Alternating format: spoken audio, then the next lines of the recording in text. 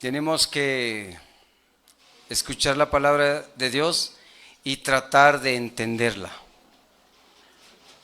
para poderla explicar. En la casa nos van a decir quiénes cantaron o quiénes predicaron y nos van a preguntar qué dijeron. Y ahí es donde vamos a decir, no entendí nada ni oí nada. Ustedes saben que el tiempo perdido los santos lo lloran. ¿Por qué? A un santo le hace falta mucho tiempo para hacer el bien. Entonces aprovechemos bien el tiempo. Cuando yo hago una celebración en mi comunidad, le digo a los varones, lectores, lean bien. No sea que por leer mal no se entendió la palabra, pero oyentes, oigan bien, para que puedan entender esa palabra, llevarla en su corazón y ponerla por obra.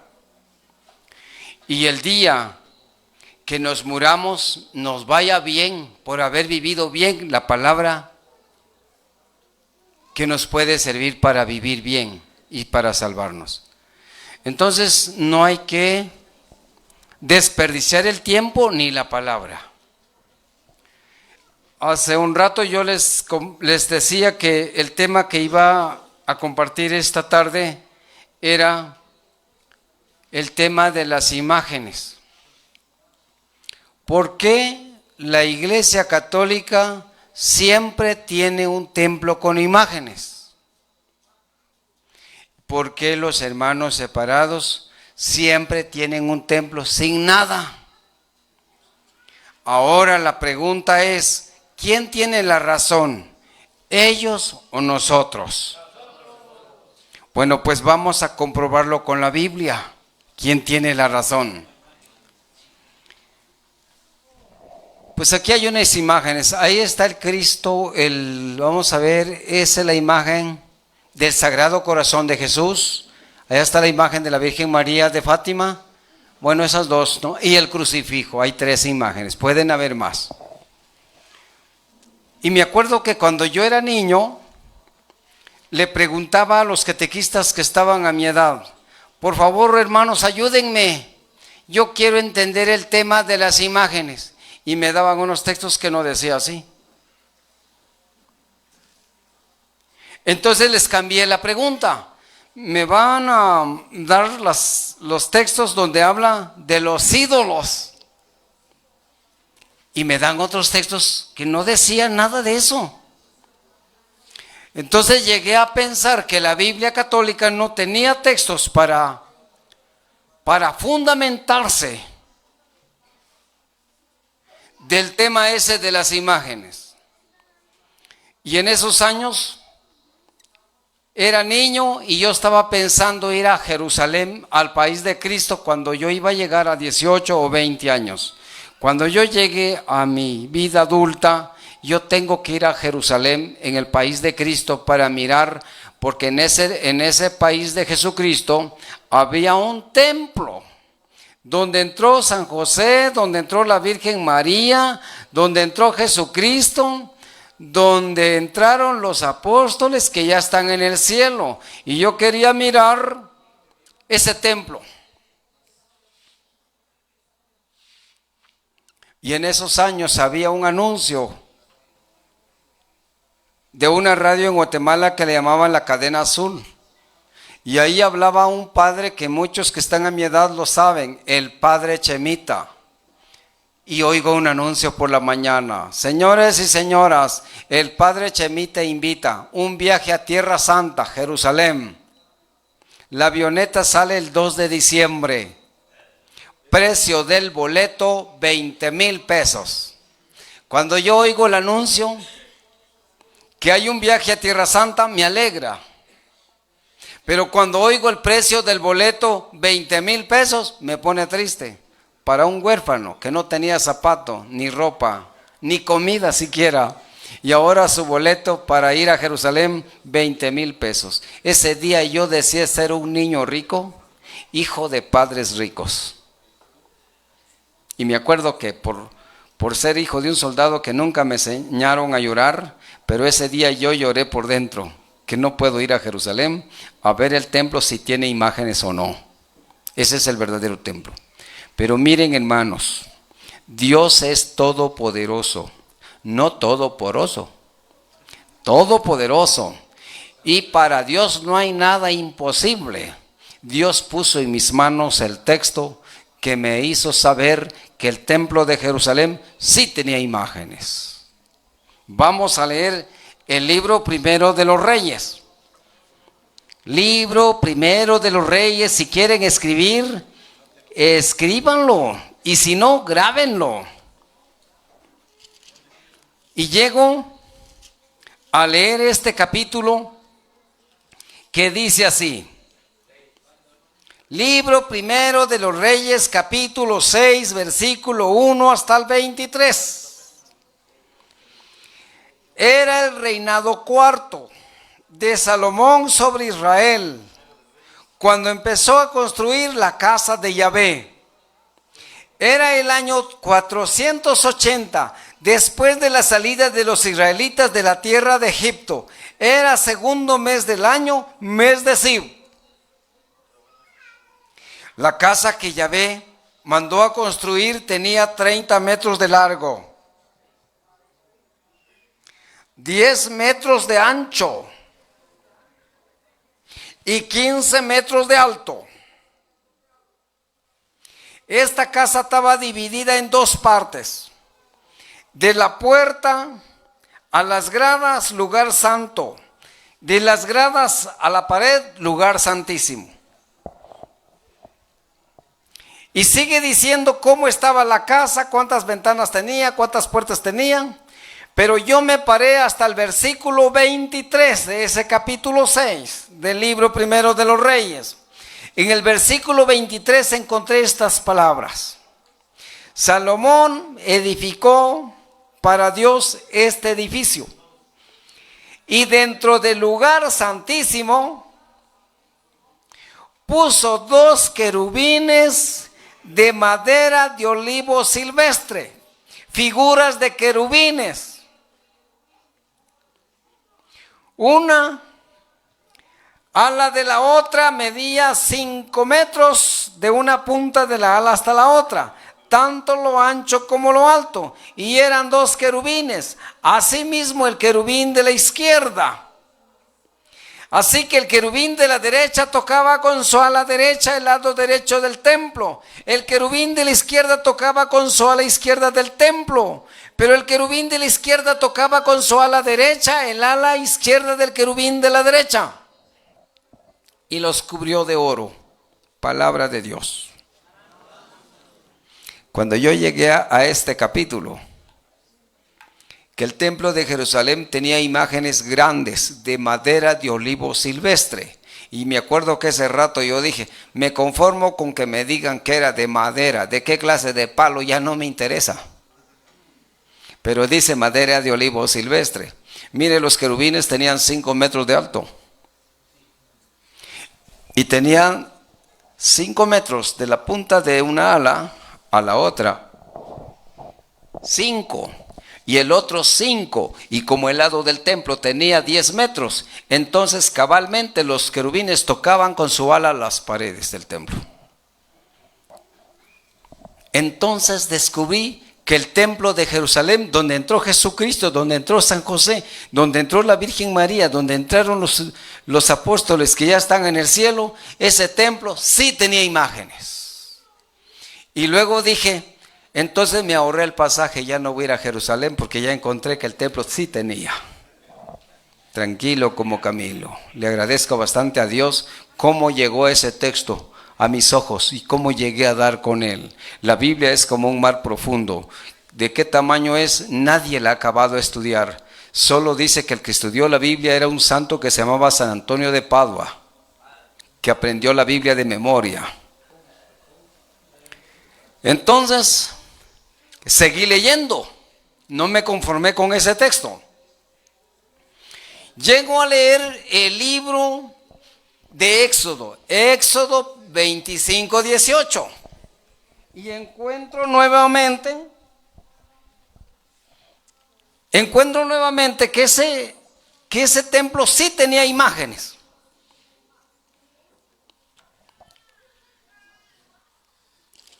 Y estas imágenes que están aquí en este capítulo 25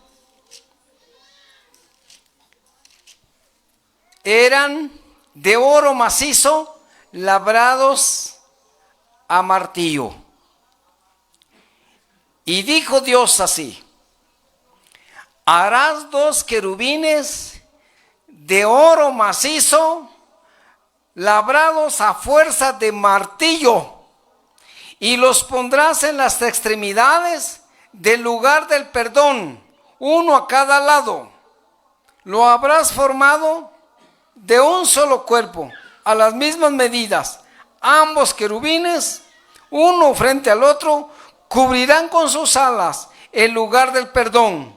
Y pondrás dentro de ella el testimonio que yo te daré. Y ahí me encontraré contigo, para hablar contigo y para comunicarte mis leyes y mis ordenanzas, las que se refieren a Israel. En medio de esos 2 querubines estaré yo. Palabra de Dios. Con este texto me acabo de convencer. El templo de Jerusalén tenía una división de la puerta hasta aquí, lugar santo. De estas gradas para allá, lugar santísimo. Y en el lugar santísimo había un altar como ese. Y sobre ese altar una caja, un cofre, que le llamaban el propiciatorio. Y ese cofre era el que servían para guardar los utensilios de culto. La vara de Aarón que había florecido, las tablas de la ley, el vaso de oro, o sea, el cáliz, y el maná. Gracias. Se ve que están despiertos. El maná. El maná era la figura de Jesucristo. Entonces, ese cofre tenía una tapa y tenía a los lados unas argollas para meter unas varas. Esa podía transportar de un lugar a otro entre 4 personas. Y digamos que si fuera como este, se puede destapar o se puede tapar. Y aquí había un querubín mirando para acá. Y aquí otro querubín mirando para acá. Y los querubines de aquí eran de 1,5 metros. Y los querubines de aquí eran de oro macizo labrados a pura fuerza de martillo. Eran figuras de querubines, eran estatuas de querubines, eran imágenes de querubines. ¿Y cuáles son los querubines? Son los ángeles. Entonces tenía figura de ángeles. Y hay hermanos que me dicen: pero figura de los ángeles, no figura de los santos. Pero yo digo, pero siquiera en tu templo tuvieras uno siquiera de los querubines, pues no tenés nada, pues. Aquí hay que ser vivo y hay que nacer vivo. En las actas que extienden en los registros civiles en México, dice: nació un niño vivo. Entonces yo cuando leo esa acta digo: órale, pues demostrarlo, si naciste vivo, sé vivo pues. Entonces revisemos ese texto del Éxodo capítulo 25, versículo 18. Y luego me preguntan: ¿y entonces qué sentido tiene y qué explicación le das al Éxodo 20? Lo explico. Cuando Moisés dirigió al pueblo de Israel por el desierto, Moisés fue a recoger los mandamientos, y para traer los mandamientos tuvo que subir al monte Sinaí. Y se tardó mucho. Se tardó 40 días y 40 noches y no bajaba del monte. El pueblo se molestó y dijo: nos sacaste de Egipto para morir de hambre y de soledad en el desierto. Y se molestaron.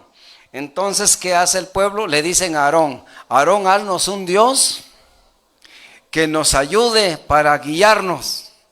Y si no lo hacen, el pueblo de Israel era capaz de colgar a Aarón o matarlo.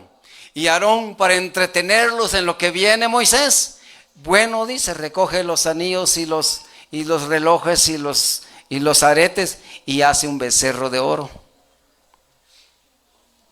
Bueno, Moisés vino al fin, los israelitas estaban bailando atrás del becerro de oro. Y Moisés se molestó mucho, que tanto coraje que le dio, que mató a todos esos que estaban bailando. Les dio muerte. Entonces Moisés se llena de ira y quiebra los mandamientos, los tira y se quiebran. Y se va de nuevo al monte. En los mandamientos que trae Moisés en segundo lugar, ya viene uno que dice: no te hagas imagen alguna fuera de mí. No te hagas una imagen alguna, no te hagas un Dios ajeno fuera de mí. ¿Por qué salió ese mandamiento? Por el becerro, no por las imágenes de los santos. No habían todavía santos en ese tiempo. Y cuando uno lee ese texto, los hermanos esperados no le atinan. Ellos dicen: son los santos. No, Señor, por el becerro. No por los santos, porque no habían santos todavía. ¿Hasta cuándo existió el primer santo? Hasta cuando Jesús resucitó. Resucitaron las personas santas que habían llegado al descanso. ¿Dónde está ese capítulo? San Mateo 27:53. Bueno, entonces se prueba que el templo de Jerusalén tenía imágenes. Y hay textos que dicen que tenía imágenes por toda la pared. Por toda la pared, figuras de querubines. Y hay textos que dicen que no los vamos a leer todos porque nos va a llevar, nos puede amanecer. Había también imágenes en el lado de afuera del templo. Así que el templo tenía muchas imágenes. No nos asustemos, nosotros los católicos. Bueno, sigamos otra vez en el libro de los Reyes. Vamos a ver que cuando ese templo se termina de construir,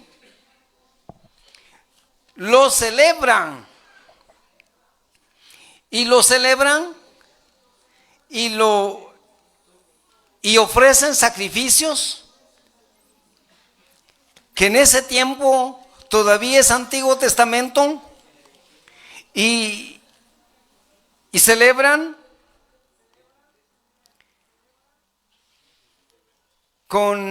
quemando novillos. Y dice el texto 8:10 del mismo libro de Reyes. Cuando se terminó de construir la casa de Yahvé, la consagraron. Los sacerdotes no podían continuar con la ceremonia de la quema de novillos, porque la nube había llenado la casa de Yahvé. Y entonces Salomón dijo: al mirar dentro de esta casa una espesa nube, quiere decir que es la presencia de Dios en este momento, porque Él me dijo a mí que la señal de su presencia era una espesa nube. Así que la casa que yo he construido será la morada de Dios para siempre. Palabra de Dios. Entró nube y se llenó de nube la casa. Los que estaban sacrificando el novillo ya no lo miraban, porque la casa se había llenado de nube. Pero cuando la casa se llenó de nube, Dios ya le había dicho a Salomón: la señal de mi presencia será una espesa nube. Y cuando Salomón vio que la casa se llenó de nube, Salomón dijo: así me dijo Dios, que la señal de su presencia era una espesa nube. Así que esta casa que yo he construido es la morada de Dios para siempre. Entonces Dios, contento con su casa, y su casa tenía imágenes, y Dios no se molestó porque tenía imágenes la casa. Si Dios la llena de gloria y se queda allí para siempre, porque dice: será la morada de Dios para siempre. Entonces nosotros no podemos esconder los textos, ¿cómo es que el texto bíblico dice que Dios llenó de gloria su casa y lo llenó de su presencia con una espesa nube? Y Dios estaba contento allí. Ahora, sí, ya vimos que tenía imágenes de madera, tenía imágenes de oro, tenía imágenes de metal y así sucesivamente. Y nosotros preguntamos, entonces, ¿quién dio ese modelo del templo? Lo dio Dios mismo. Dios mismo dio ese modelo. Y vamos a leer otra vez el Éxodo 25:40.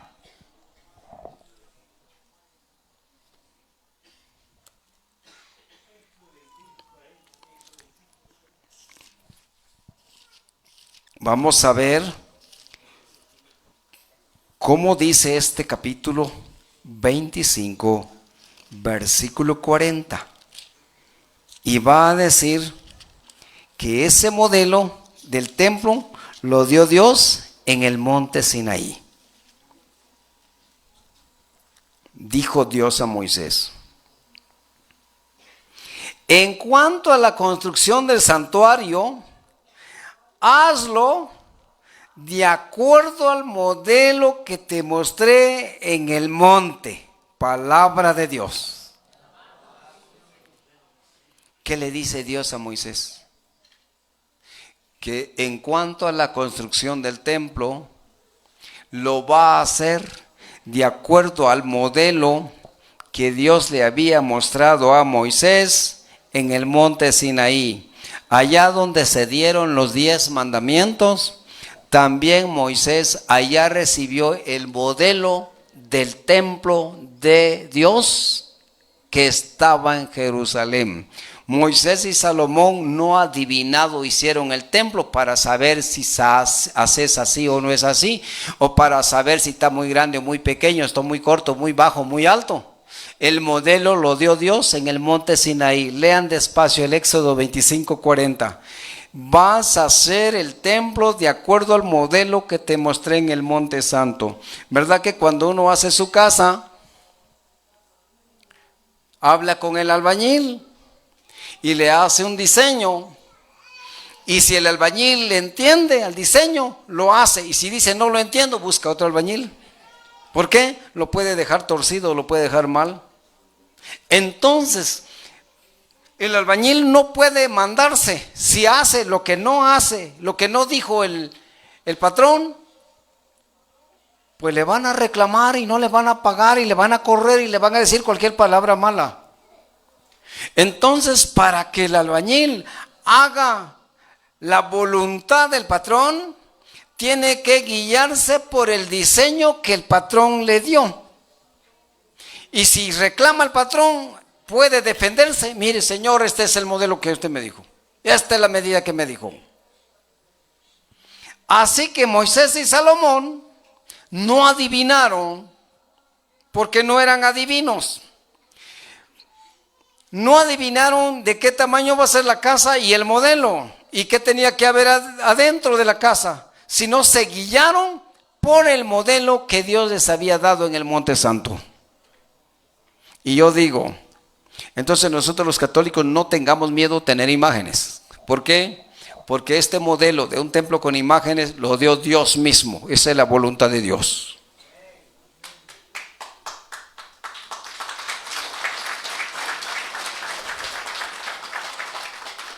Y luego me pregunto, ¿por qué los hermanos separados no tienen imágenes en su templo? ¿Por qué no tienen? Y luego yo mismo me contesto, no tienen porque desconocen las escrituras.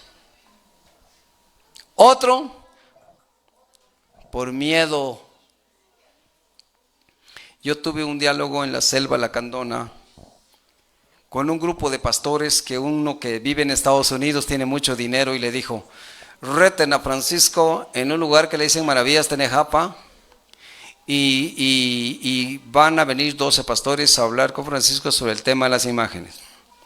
Y me acuerdo que yo les dije, mira, vamos a hablar 1 hora cada uno. Si sobra conocimiento, otra media cada uno. Si sobra conocimiento, 15 minutos cada uno.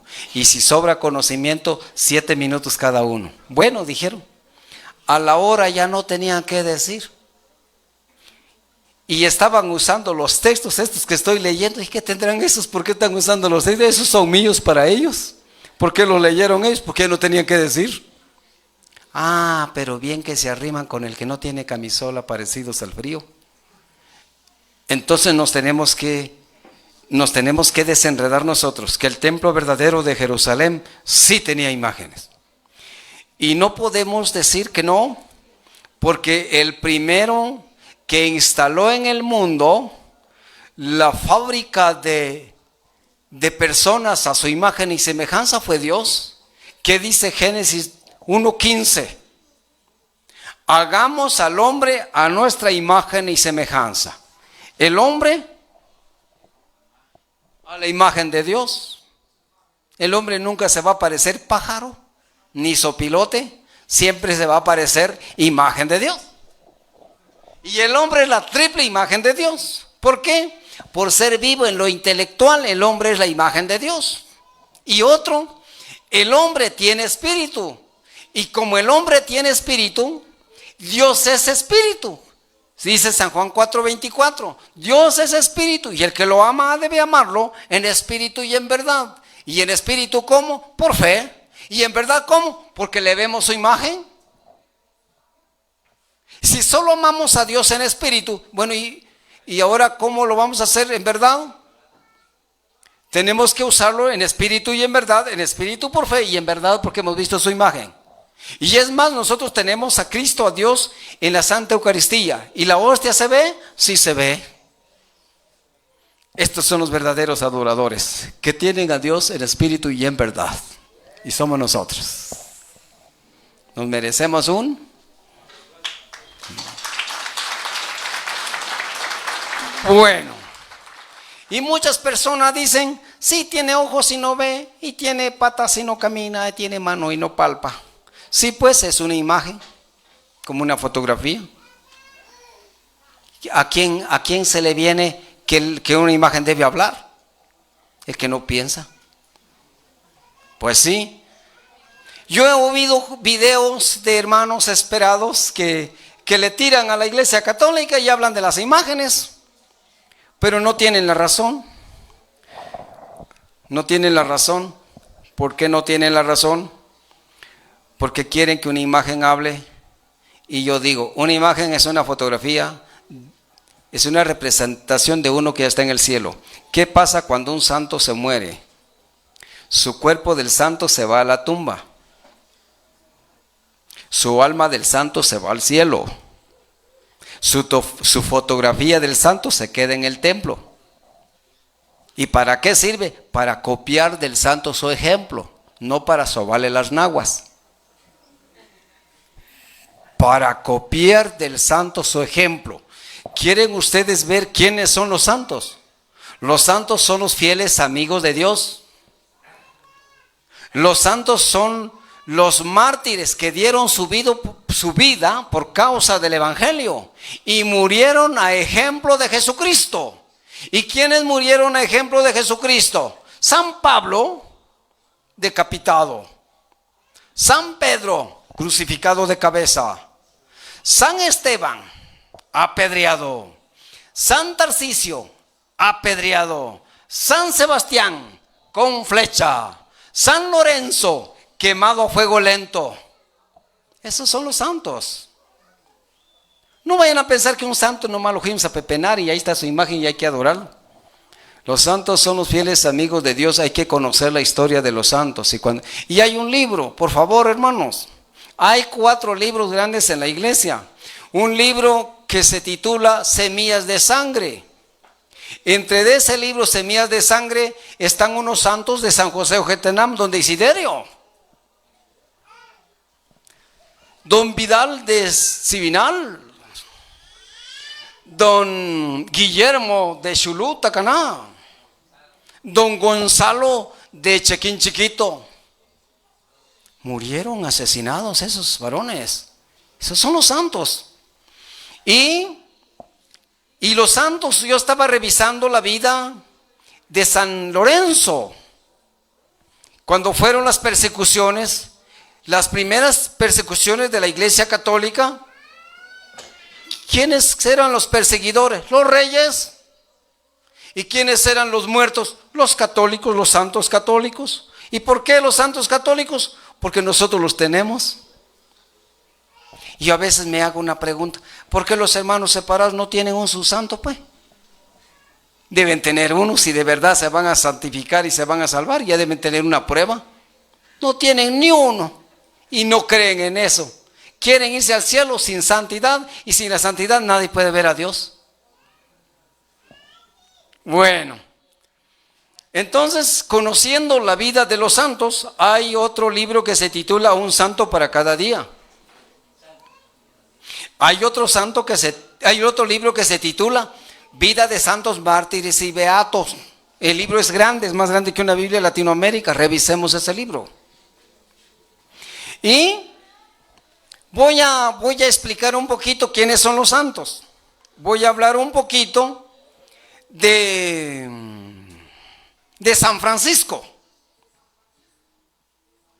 San Francisco de Asís era hijo de un rico. Su negocio era de nación a nación, no de Comalapa a Tacaná.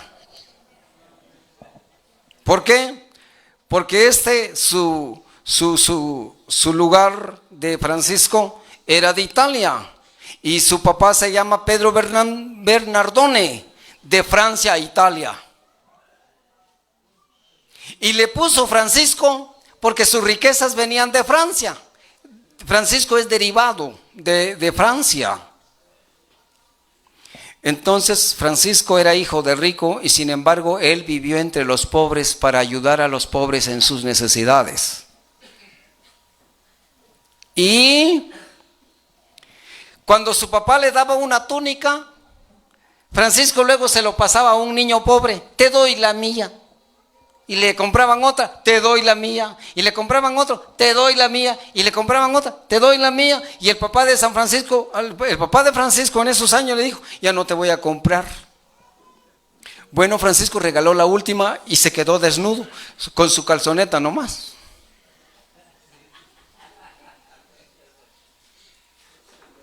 Tanto era el amor que le tuvo a los pobres. Nosotros nunca damos nuestro pantalón a otro hermano, ¿ya se dieron cuenta? Y cuando regalamos, el más viejito de ese que ya no sirve, San Francisco daba sus túnicas. Esa es la curiosidad de un santo que hace cosas extraordinarias. Y así, no tengo tiempo porque tengo poco tiempo, me dijeron. Entonces voy a hablar de otro santo, San Francisco de Sales.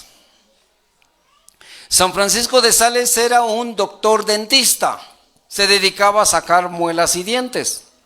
Y dice que llegó uno con San Francisco y le dice: mira, tengo tantos días de no poder comer, tengo una muela que me duele, no me deja dormir ni comer, así que por favor ayúdame a quitarme de este dolor de muela. Y San Francisco le dijo: pásale. San Francisco de Sales, pásale. Y se fue a lavar las manos, trajo sus pinzas y le dijo: abre la boca. Y abrió la boca grande. Se quedó mirando que la muela ya viene por arriba, y cuando asienta la de arriba con la de abajo, lo vuelve a sembrar, y eso es un dolor de muela. Entonces San Francisco, cuando miró que la muela ya venía saliendo, lo agarró con una pinza. Paz y paz. Y le preguntó: ¿te dolió? Y el paciente dijo: no, ¿ya me la sacaste pues? Ya, le dijo: mira, ve. ¿Y cómo es que no me dolió? San Francisco dijo: claro que no te dolió, porque mi oficio no es poner dolor. Mi oficio mío es quitar dolor. Quitar dolor es el oficio de los santos. Por eso nosotros nunca pongamos dolor. ¿Cómo me admira que el otro le pega al otro? Poniendo dolor. Y si no le pega con su mano, le pega con palabras, otro dolor. Y puro así diario, nos podemos llamar dolores. Los santos son personas diferentes a nosotros. Y mucha gente no entiende quiénes son los santos. Y así sucesivamente voy a hablar de otro santo. En corto y a ver si me da tiempo, voy a hablar de otro santo. San Juan Bosco, cuando era niño, era campesino. Su papá se iba a la huerta a cortar frutas y a podar árboles. Y su mamá se iba a vender las frutas que su papá traía de la huerta. Y de ahí vivían. Y dice que le dijo la mamá de este Juan Bosco: mira, yo voy a ir a vender frutas al mercado, no sé si vengo más luego yo o más luego tu papá. Pero mira, vas a preparar el almuerzo para tus hermanitos. Así dice el libro, ¿eh? En esos años, las botellas de aceite eran de vidrio, no eran de plástico. Se le zapa la botella por estar preparando el almuerzo San Juan Bosco y se riega, se desparrama el aceite. Y Juan Bosco dijo: nunca me gusta a mí echar a perder la economía de mis padres, que con tanto sudor lo ganan. Quebré el aceite, el litro de aceite, ahora me van a pegar. San Francisco, pues sí, este Juan Bosco se puso triste, que le van a pegar. Y no sé quién viene primero, el primero que venga le va a pegar. Si viene su mamá, ella va a pegar, y si viene su papá, le va a pegar. Y ahora él está pensando cómo me irán a pegar, pues, con la mano, con la pata, o con piedra, o con palo. Estaba pensando cómo le irán a pegar, cómo irán a reaccionar. Eso estaba pensando cuando se le vino una idea: voy a ir a buscar una varita entre el monte. Una vara que yo considere que le aguanta unos 10 varazos. Porque si voy a traer un palo grande, de uno me van a dar. Fue a buscar una vara que él consideró que aguantara 10. Y ahí estaba con su varita, mirando si viene su papá o viene su mamá. De repente miró que viene su mamá, salió corriendo. Mamita preciosa, simpática, güera, colochita. Quebré el litro de aceite por estar preparando el almuerzo.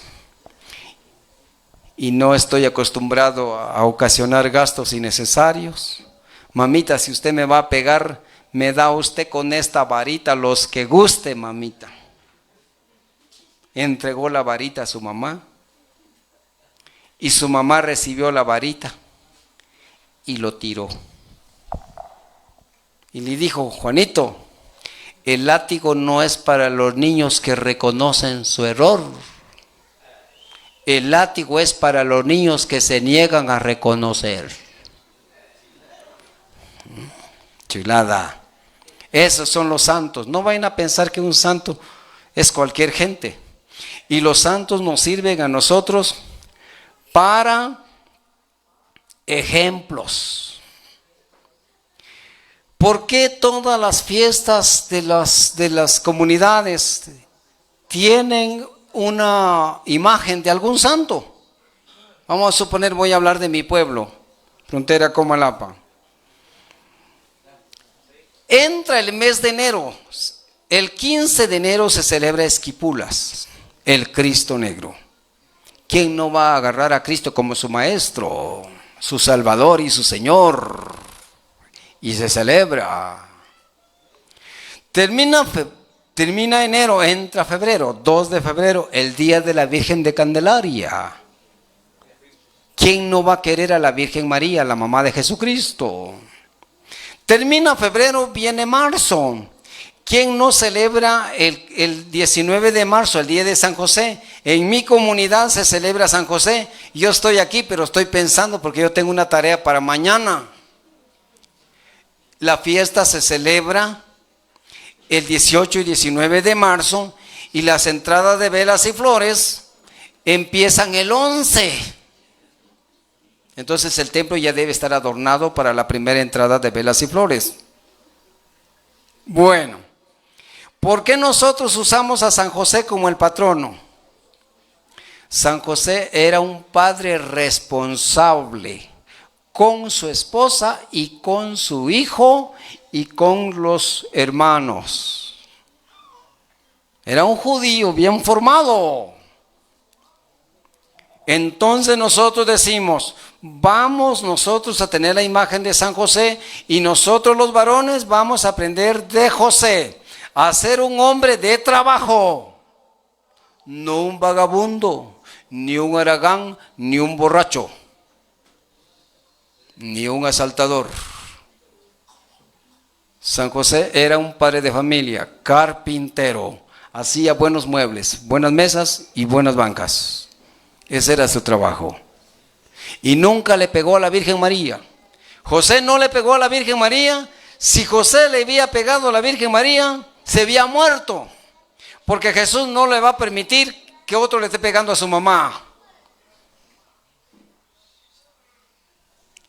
Entonces José se dedica a cuidar a Jesucristo cuando sabe la noticia. Herodes, húyete a Egipto, llévate al niño. Herodes busca matar al niño. José sale corriendo y se corre para Egipto. José abraza a un niño. En unas fotografías ustedes van a encontrar a José abrazando a un niño. No es su hijo y mira cuánto lo quiere. Jesús es hijo de Dios, no hijo literal, natural de José. Sin embargo, José aparece como bailando, chineando a un niño con un ramo de flores en las fotografías. Al principio José se hace salvador de Jesús, porque lo salva de la muerte que le quiere ocasionar Herodes y lo lleva a Egipto.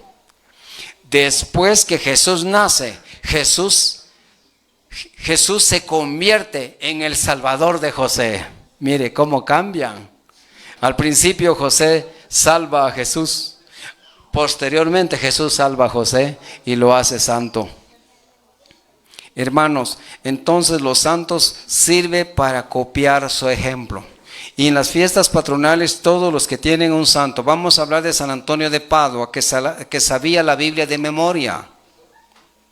Y San Antonio de Padua era un predicadorazo que cualquiera que lo oía se quedaba enamoradísimo de Dios y de la santa palabra de Dios.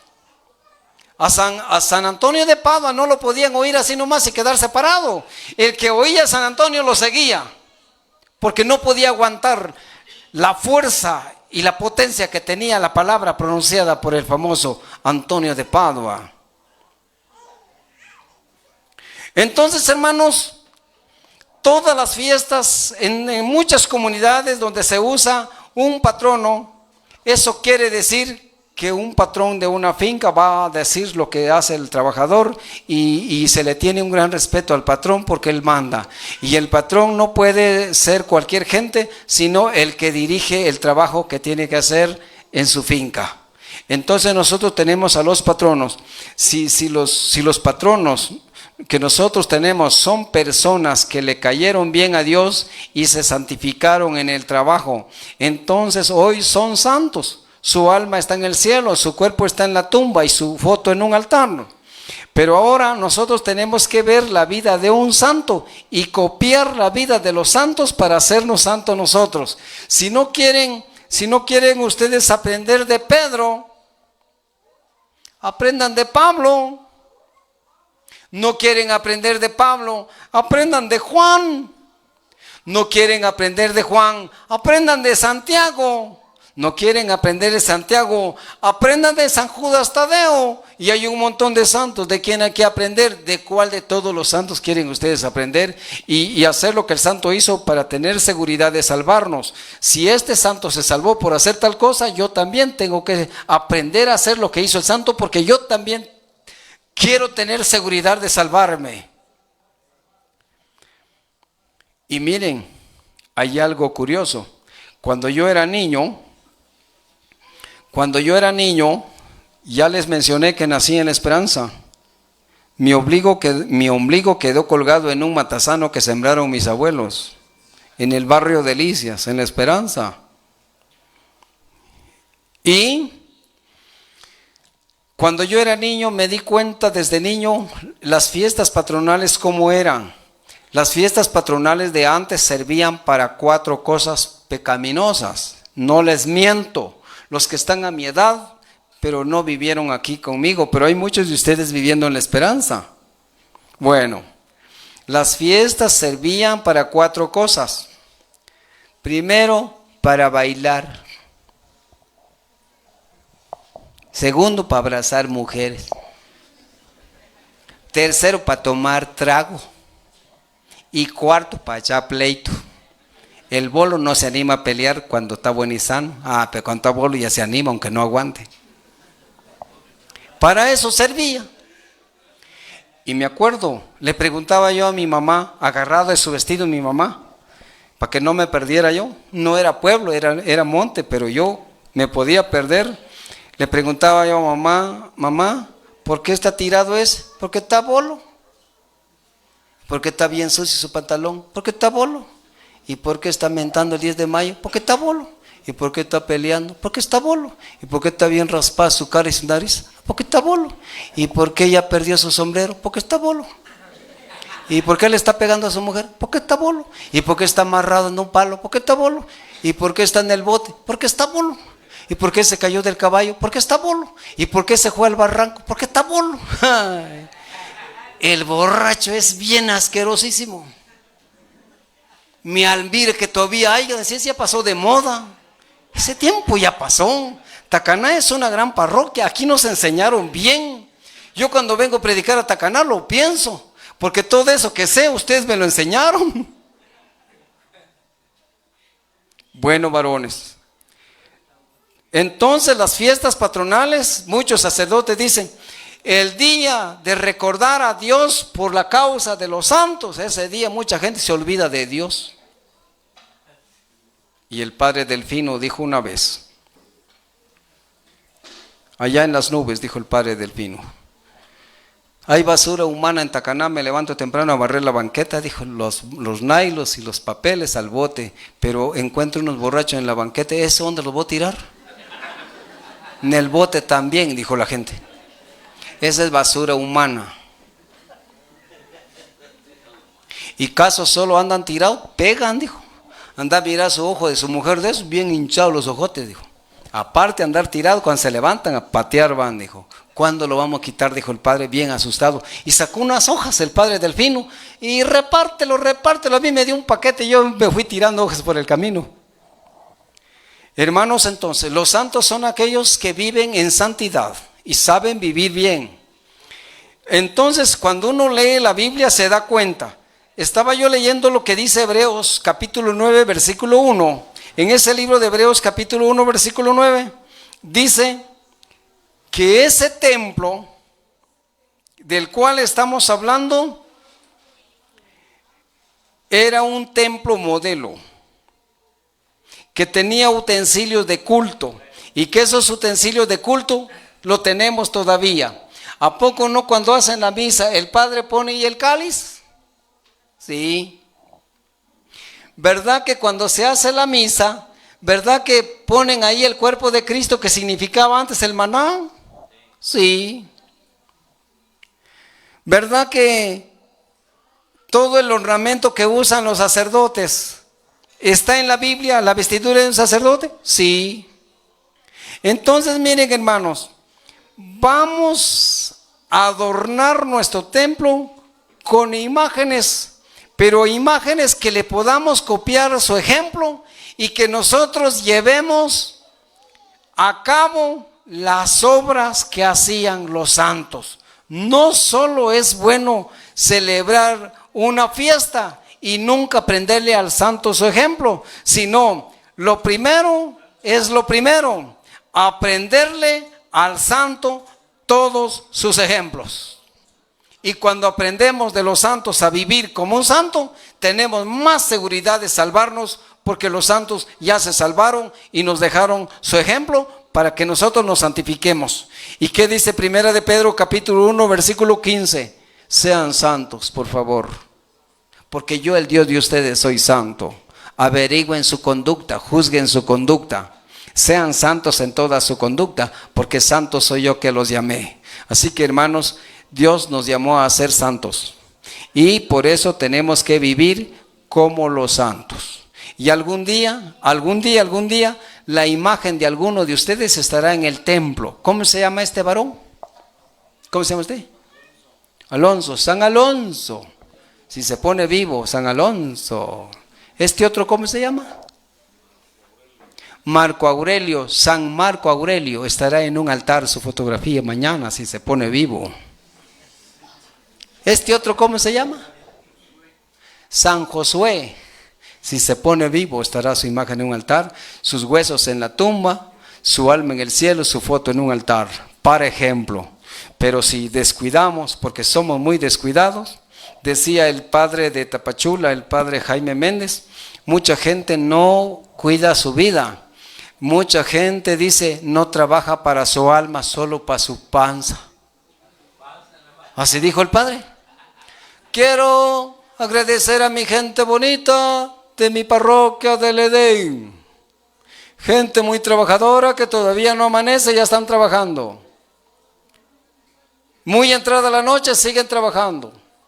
Está bien que sean trabajadores, de ahí viene para la comida, de ahí viene para la medicina, de ahí viene para la ropa, de ahí viene para los zapatos, de ahí viene para la ofrenda. Pero, ahí viene el pero, no solo trabajen para su panza, también trabajen para su alma. A ustedes se les ha olvidado que la vida del alma es más larga que la vida de la panza. De aquí a 100 años, dijo el padre, de aquí a 100 años, ninguna de estas panzas va a estar viva. En cambio, el alma de aquí a 1000 años seguirá siendo alma. Entonces, por eso se nos pide, trabajemos y luchemos para ser santos. Y el que disfrutará del trabajo que hacemos, nuestras almas, que alaban a Dios y glorifican a Dios día y noche eternamente. Pero nos tenemos que santificar en el trabajo. No seamos flojos, no seamos cobardes, no seamos haraganes. Trabajemos no solo para nuestra panza, trabajemos para nuestra alma. ¿Qué dijo el padre Antonio del estado de Tamaulipas? Mira, dijo un hombre, mira, ve, dijo, cuánto el hombre cuida su cuerpo. Estaba un joven frente a nosotros. Mira, ve cómo cuida su cuerpo, dijo.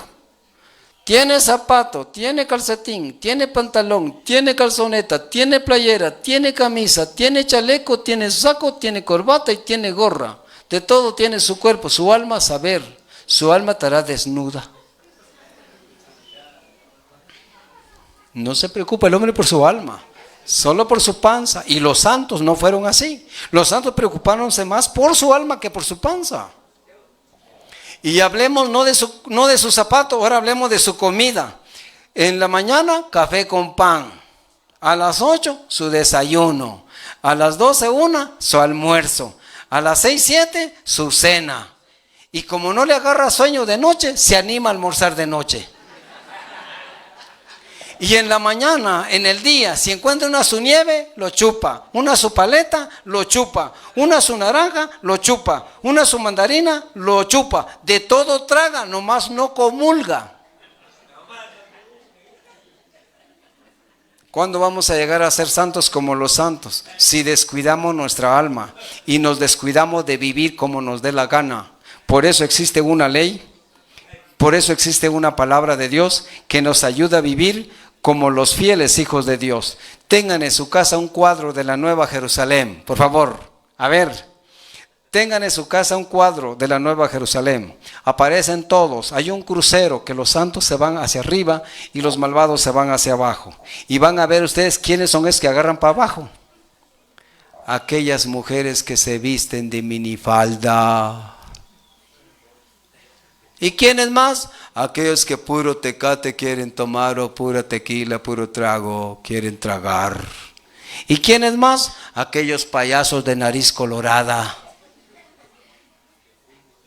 Pura soncera, van para abajo. Y siquiera miráramos ahí para decir, mira, ve, ¿para dónde querés ir? ¿Para arriba o para acá? Entonces miren, hermanos, dejemos eso para otro día, pero ya les hablé. Los templos deben tener imágenes y las imágenes nos dicen el modelo de vida que vivieron para que nosotros aprendamos con ellos su modelo de vida. Ya terminé, varones, disculpen que me tardo un poco. Si quieren más información, ahí me llaman de nuevo. Y por alguna duda que tengan ustedes, por si algún hermano separado les hace una pregunta, yo en forma de chiste les digo, consulte a su médico. Muchas gracias, con permiso me voy a retirar, nos vemos otro día.